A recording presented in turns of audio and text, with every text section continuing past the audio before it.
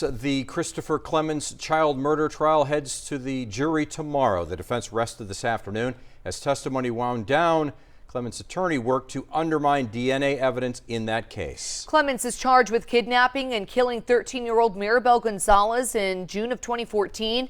He's set to face trial in February for the killing of 6-year-old Isabel Salas.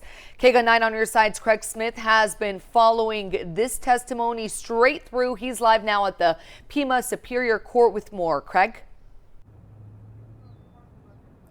Well, late today, the defense rested. That basically means they have quit presenting their case. They are done. They did not put Christopher Clements on the stand. It's very rare when a defense attorney does allow his defendant to testify, because it's very, very dangerous. Because you not only get friendly questions from your attorney, you get hostile questions from the prosecution. So again, Clements did not testify.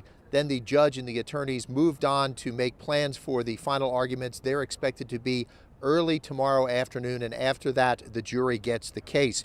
Now, the male DNA found on Maribel Gonzalez's body is not a perfect match for Christopher Clements. So today, Clements' attorney put on his own DNA expert on the stand to testify about just how imperfect it was. When investigators found Maribel Gonzalez's body in a remote part of Avra Valley, her remains were badly deteriorated from about 3 days' exposure to the harsh desert environment. Her clothes were never found, so that reduced the potential for evidence samples. Over the course of several years, investigators found 2 very small samples of male DNA, one in the form of a single tiny hair. Of the 23 key locations on the DNA, 5 could not be read. That left a sample prosecution and defense experts say could belong to Clements or any male on his father's side of his family. It could also have come from 1 in 8,600 men in the general population. Defense DNA expert Michael Spence worked many years in academic research and 4 years in police DNA work before going to work as a private consultant.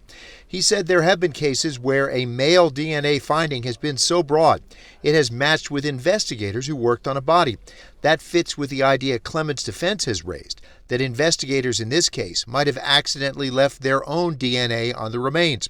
Questioned by the prosecution, Spence conceded that tests on other men Maribel Gonzalez knew did not line up with the DNA findings at all, while Clements cannot be excluded from the male DNA found on the body.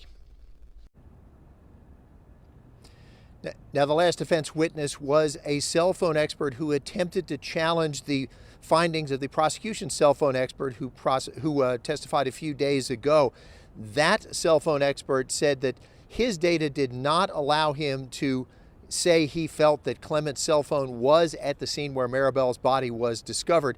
However, on rebuttal witnesses, the original cell phone expert from the prosecution went back on the stand, and he basically said he has far better data, and he is confident that there is at least the potential Clements' cell phone was where Maribel Gonzalez's body was recovered on the night she disappeared.